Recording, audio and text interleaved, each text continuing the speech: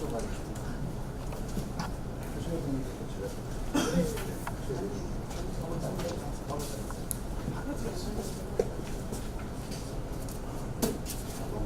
개만 듣고 너무 많다.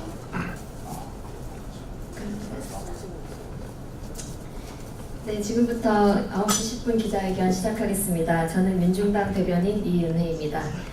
2015년 홈플러스를 인수한 국제투기자본 MBK가 리츠펀드라는 새로운 방식으로 홈플러스 40개 점포를 4조 원대로 매각한다고 합니다.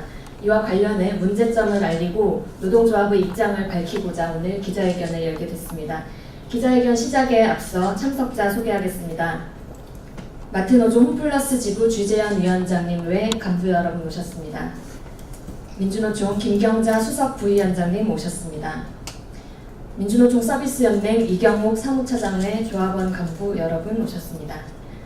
기자회견 순서는 주재현 위원장, 김경자 수석 부위원장 순서로 발언 2개를 이어가고 바로 이경옥 사무처장께서 기자회견문 낭독하겠습니다. 그럼 먼저 마트노조 홈플러스 지부 주재현 위원장님의 발언 있겠습니다.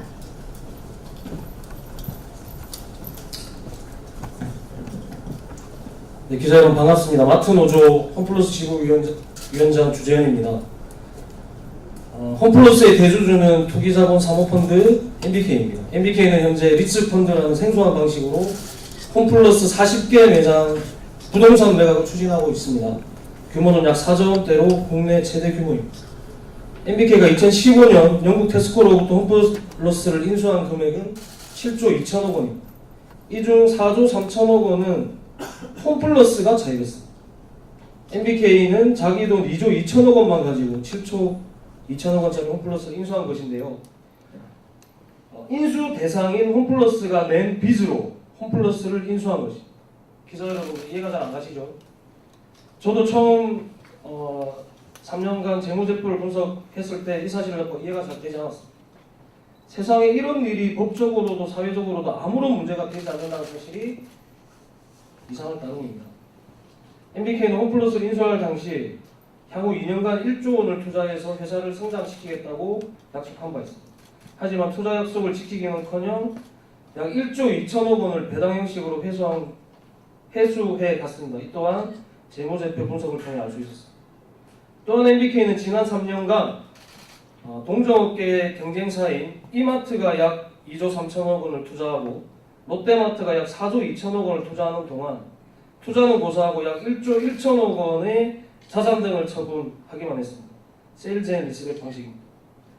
매장에서 일하다 보면 점장님들이 직원 미팅 때 마트는 전쟁터라고 자주 비유하곤 합니다. 마트 업계는 그만큼 경쟁이 치열합니다.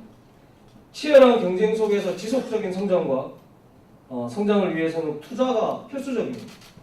하지만 MBK는 지난 3년간 단 한 푼도 투자하지 않았습니다. 오히려 장사 미천인 부동산 등 자산을 처분하기에 급급했습니다. 기자 여러분, 거의 사기 수준의 인수 과정과 지난 3년간의 비상식적으로 회사를 운영한 MBK에 대해서 어떻게 생각하십니까? MBK가 정상적인 기업이 맞습니까? MBK가 지금 추진하고 있는 리츠 매각이 성사되고 남은 매장마저 모두 같은 방식 또는 비슷한 방식으로 부동산이 매각되면 홈플러스는 진짜 껍데기만 남게 됩니다. 버는 족족, 임대료 내기 바쁘고 투자는 일체 없는, 언제 문 닫아도 이상하지 않는 홈플러스가 됩니다. 치열한 경쟁을 하고 있는 마트 업계에서 그나마 영업 미천인 부동산도 없이 경쟁에서 이기기는커녕 버티지도 못할 것입니다.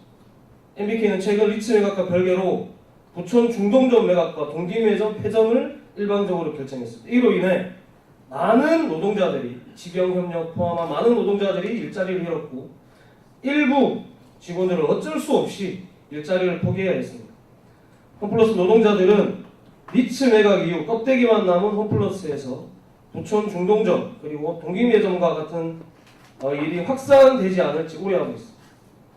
마트노조 홈플러스 지부와 홈플러스 일반 노동조합은 홈플러스 전체 노동자들을 대표해서 MBK에 묻습니다. 홈플러스를 정상적으로 계속 경영하고 지속적으로 성장시킬 의지가 있습니까? 진정 어린 답변을 기대합니다. 이상입니다.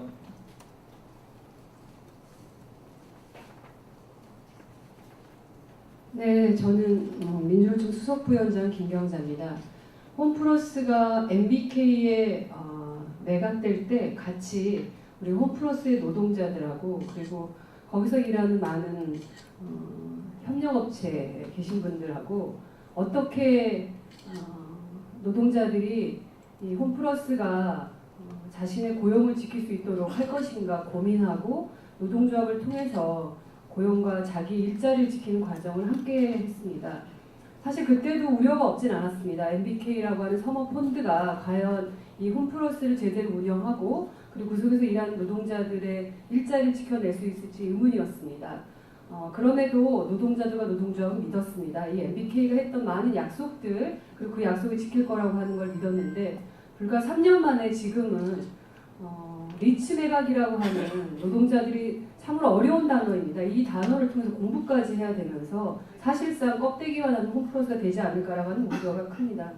지금 한국 사회에서는 정말 빈익분 부익부 없는 사람 더 돈이 없어서 살기가 너무나 힘듭니다.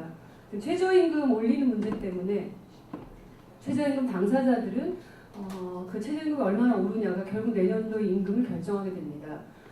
최저임금 공약을 지키지 못했다라고 하는 사과의 이야기를 대통령께서 하셨는데 사실은 최저임금 산입범위 문제부터 산입범위 확대해서 최저임금을 제대로 올리지 않고 실제로도 사실상 2020년에 만원 공약이 파기된 상황입니다.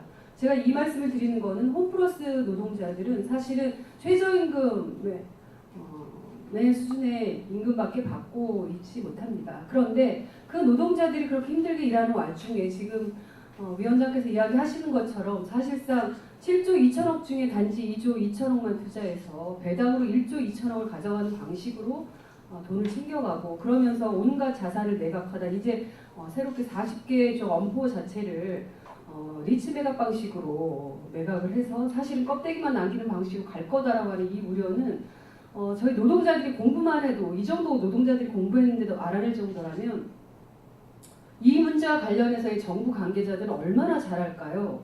만약에 모른다고 하면 정말 무능력하고 오히려 이 문제에 대해서 자신들의 일을 기피하는 거라고 생각합니다. 따라서 주문드리고 싶은 거는 국토교통부도 그렇고 그리고 고용노동부도 그렇고 이 문제가 애초부터 MBK 사모펀드가 어떻게 이걸 인수할 수 있었는지 그리고 실제로 이 리츠 매각 방식이 적정한 건지에 대한 이 노동자들의 물음에 MBK가 답할 문제이기도 하지만 전 한편으로는 국토부나 고용노동부나 이 정부가 답을 해야 한다고 생각합니다. 이게 정상입니까? 저희는 아니라고 봅니다. 그 아니라고 하는 저희들의 목소리를 기울여야 한다고 생각하고 이곳은 국회입니다. 국회에서는 행정부가 제대로 일을 하는지 감시하고 감독할 수 있는 권한과 그런 능력이 있다고 생각합니다. 따라서 국회에서는 과연 이런 일이 다시는 생기지 않도록 하는 법을 어떻게 보완할 건지 그리고 실제로 국토교통부가 또는 관련된 많은 정부 부처가 제대로 역할을 하고 있는지 감시하고 감독해서 다시는 이런 일이 생기지 않도록 지금부터 막아야 됩니다. 그렇지 않으면 이 홈플러스가 시작이 돼서 이후에 온라인 쇼핑몰을 비롯해서 그런 쪽으로 사업을 확장하면서 사실상 대형 쇼핑몰이든 이런 문제에 대해서 지금 같은 방식이 확산될 거고 결국은 지금 홈플러스만 해도 10만 명의 일자리라고 이야기하는데 앞으로 한국 사회에 얼마나 많은 일자리를 잃게 될까 라고 생각하면 참으로 끔찍하다는 생각이 듭니다. 따라서 국회도 제 역할을 해주실 것을 촉구하면서 민주노총은 다시는 이런 일이 생기지 않도록 홈플러스부터 막아야겠다라고 생각합니다. 그래서 정말 이런 비정상적인 투자, 비정상적인 매각 방식은 반드시 막아줘야 되고 그 길에 정부와 그리고 국회의 역할을 촉구합니다. 감사합니다.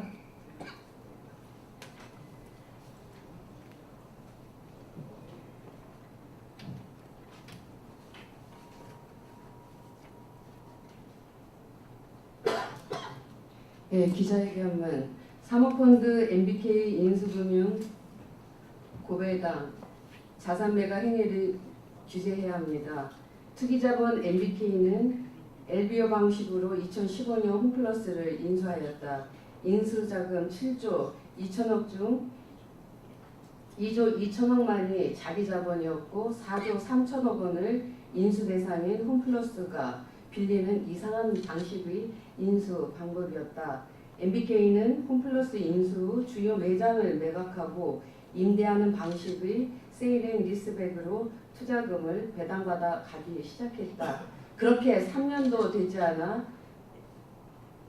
이미 1조 2130억 원을 배당의 형태로 회수해 간 것을 확인할 수 있다. 그런데 이제는 리츠 펀드 설립이라는 방식으로 무려 4조 원대 저도 전화할 때가 있는데 전화가 겹쳐 계속 오니까 전화기가 사실은 거의 뭐 사용 불가능한 상태예요.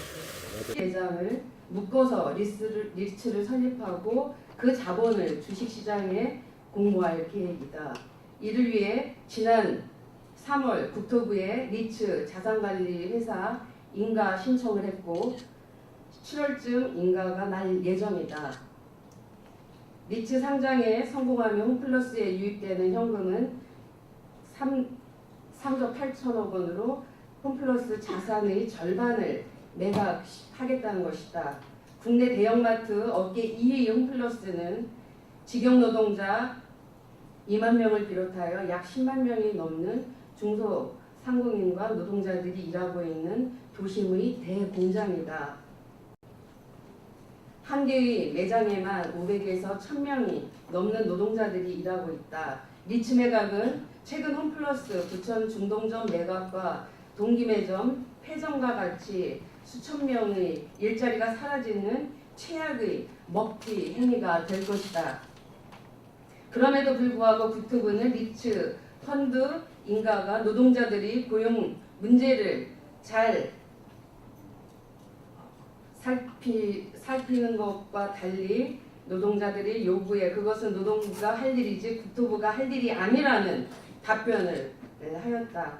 국민의 일자리 지키는 문제에 국토부가 따로 있고 노동부가 따로 있는 것이 정부의 입장인가?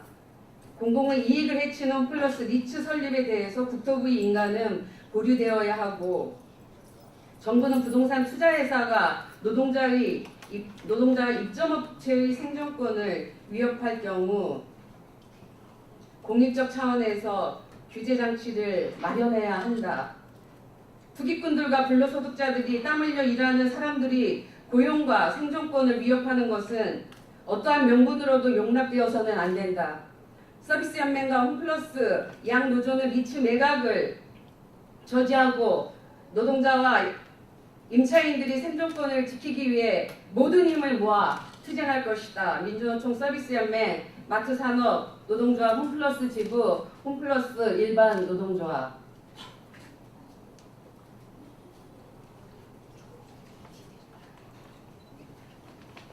예, 혹시 질문 있으십니까?